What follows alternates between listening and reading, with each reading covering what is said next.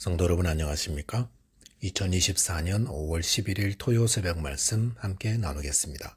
함께 나누실 하나님 말씀은 사도행전 5장 27절에서 42절까지입니다. 본문은 공회에서 복음을 변론하는 제자들의 모습이 기록되어 있습니다. 본문을 통해서 환난을 당할 때 성도는 온전히 하나님 말씀에 순종하여 담대해야 함에 대해서 묵상하겠습니다. 첫째 묵상할 내용은 환난 당할 때 성도는 하나님 말씀에 순종해야 한다는 것입니다. 본문 27절, 28절에 보시면 그들을 끌어다가 공회 앞에 세우니 대제사장이 물어 이르되 우리가 이 이름으로 사람을 가르치지 말라고 언금하였으되 너희가 너희 가르침을 예루살렘에 가득하게 하니 이 사람의 피를 우리에게 돌리고자 함이로다 라고 하였습니다. 예루살렘 공회는 또다시 사도들을 공회에 잡아왔습니다. 그리고 대제사장은 사도들에게 엄히 금하였던 사항을 다시 이야기하였습니다. 그것은 예수의 이름으로 말하지도 가르치지도 말라는 것이었습니다. 그런데 대제사장은 이 사실을 이야기하면서 예수의 이름, 예수의 피라고 표현하지 않고 이 이름으로 이 사람의 피라고 하면서 예수라는 이름을 의도적으로 사용하지 않고 있습니다.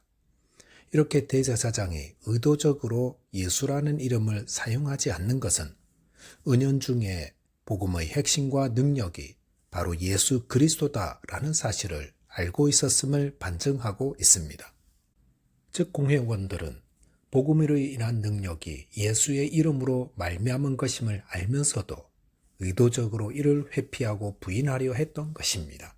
그리고 점점 더 예수의 이름으로 인한 능력과 사역이 커지는 것을 보고 위협을 느끼고 사도들을 체포하여 핍박하고 있었던 것입니다. 여기서 한 가지 깨닫게 되는 중요한 사항이 있습니다. 그것은 환난은 대적들이 위협을 느끼기 때문에 일어나는 것이다 라는 겁니다. 즉 사도들이 공회에 체포되어 와서 핍박과 환난을 당하고 있는 것은 대제사장들과 공회가 이 복음으로 인해 그들의 기득권과 백성들의 지지를 잃어버리지 않을까 위협을 느껴서라는 것입니다. 성도들이 복음을 위해 헌신하고 섬길 때에도 환난이 일어납니다. 그런데 환난이나 핍박을 당하는 것이 뭔가 잘못되었음을 뜻하는 것이 아님을 알아야 합니다. 오히려 그것은 주님의 나라를 위해 바로 행하고 있기 때문에 일어나는 것입니다. 사도행전에서 복음이 전파되는 곳마다 어김없이 따라온 것은 핍박과 환난이었습니다. 죄 없으신 예수님도 가는 곳마다 회방과 어려움을 당하셨는데 예수님을 따라 사는 제자라면 당연히 그렇습니다. 그래서 디모데후서 3장 12절에서는 무릇 그리스도 예수 안에서 경건하게 살고자 하는 자는 박해를 받으리라 하였습니다.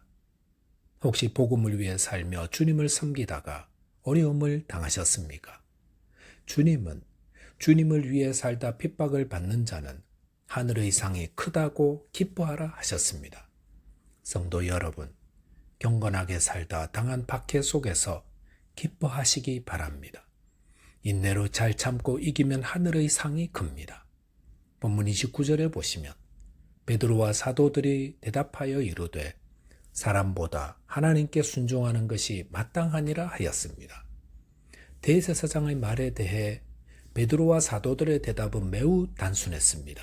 그것은 사람보다 하나님께 순종하는 것이 마땅하다는 것입니다. 어려움을 당할 때 환난 속에서는 생각과 삶이 단순해야 합니다. 어떻게 단순해야 합니까? 사람에게 순종할 것인가? 하나님께 순종할 것인가? 입니다. 성경은 성도들이 권세자들에게 순종해야 한다고 가르칩니다. 하지만 그 권세자가 신앙적으로 잘못된 가르침을 요구할 때는 하나님께 순종해야 합니다. 또한 우리가 순종하지 말아야 할 또 다른 사람이 있습니다. 그것은 바로 우리 자신입니다. 우리 안에 분노가 일어날 때에도 우리 자신의 감정에 충실하지 말고 하나님께 순종해야 합니다. 본문 32절에서 베드로는 하나님이 이스라엘에게 회개함과 죄사함을 주시려고 임금과 구주로 삼으셨는데 우리는 이 일의 증인이라고 하였습니다. 저와 여러분은 사도들의 증거를 통해 증인된 또 다른 증인들로부터 이 복음을 전해 들은 증인들입니다. 저와 여러분이 주님을 믿을 때 받는 이 어려움 앞에서 하나님께 순종하는 주님의 증인 되시기 바라겠습니다. 둘째로 묵상할 내용은 하나님의 도우심을 확신하며 담대해야 한다는 것입니다. 본문 33절에 보시면 그들이 듣고 크게 노하여 사도들을 없이하고자 할세라고 하였습니다. 사도들의 증거는 공회원들을 크게 노하게 하였습니다. 왜냐하면 공회원들이 가장 불편하게 여기는 말을 사도들이 말하고 있었기 때문입니다. 본문 28절 하반절에서 대제사장은 사도들이 이 사람의 피를 우리에게 돌리고자 한다고 하였습니다. 공회원들은 무엇을 두려워하고 있었던 것입니까? 그것은 자신들이 무죄한 예수님을 죽인 자로 이야기되어지는 것이었습니다. 공회원들은 복음의 내용을 정확히 알고 있었습니다. 복음을 이야기하려면 예수님의 죽음과 부활을 이야기해야 하는데 선하고 의로우신 예수님의 죽은 것은 유대교 지도자들 곧 공회가 불의하였기 때문이라는 것입니다. 그러므로 예수님에 대한 이야기를 전하면 전할수록 자신들이 악당이 되기 때문에 이렇게 길을 쓰고 사도들로 하여금 복음을 전하지 못하게 막고 있었던 것입니다. 본문 30절에 보시면 사도들은 너희가 나무에 달아 죽인 예수를 우리 조상의 하나님이 살리셨다고 하였습니다. 그러니 공회원들이 크게 분노하여 사도들을 없애버리자 한 것은 당연하다 할 수 있습니다. 예수님이 빌라도 법정에서 신문 받을 때에 공회에 속한 자들이 가서 무엇라 했습니까? 총독 빌라도가 예수님에게서 죄를 찾지 못하기 때문에 때려서 놓겠다고 하자 공회에 속한 자들이 무리를 선동하여 십자가에 못 박게 해달라고 하였습니다. 그러면서 이 사람의 피를 우리와 우리 자손들에게 돌릴지어다 하였습니다. 그들은 자신들의 입으로 예수님의 피를 자신들에게 돌리라고 했던 자들이었습니다. 하지만 예수님 부활 승천 이후 사람들 앞에서 자신들이 예수님의 피에 대해 책임을 져야 하는 자리에 이르르자 예수님을 전하는 자들을 핍박하고 죽이려 했던 것입니다. 이들은 얼마나 비겁하고 불의합니까? 이들은 자신들의 기득권을 지키기 위해 하나님의 아들도 죽이고 그를 증거하는 사도들까지도 죽이려 하는 참으로 사악한 자들이었습니다. 그런데도 하나님은 이런 자들에게 사도들을 통해 예수님을 통해 주시는 회개함과 죄사함을 주시려고 복음을 들려주고 계십니다. 예수님의 복음은 얼마나 크고 놀라운 것입니까? 예수님의 복음이 품지 못할 사람은 아무도 없을 만큼 복음은 참으로 넓습니다. 후에 예수 믿는 자를 잡아 죽인 청년 사울까지도 예수님의 제자가 되고 예수님을 전하는 자 되지 않았습니까? 복음은 모든 자에게 열려 있습니다.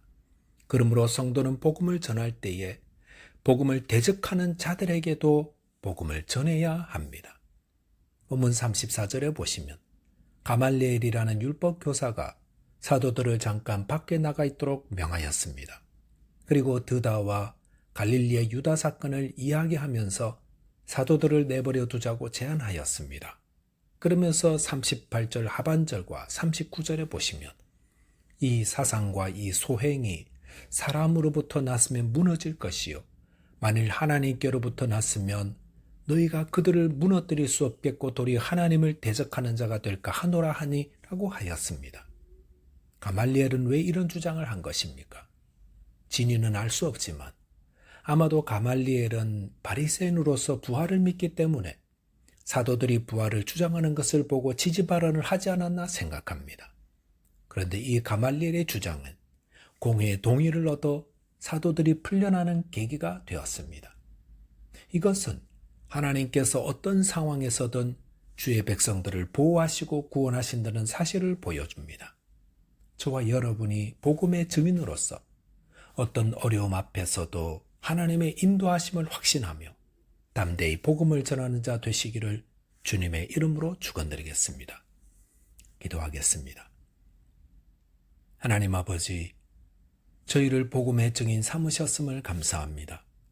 이 사명 감당할 때 만나는 여러 어려움 앞에서 담대하게 하시고 기뻐하게 하시며 하나님의 도움을 확신하며 담대히 복음을 전하게 하여 주옵소서. 예수 그리스도 이름으로 기도하옵나이다. 아멘. 오늘도 믿음 안에서 승리하는 하루 되시기 바라겠습니다. 감사합니다.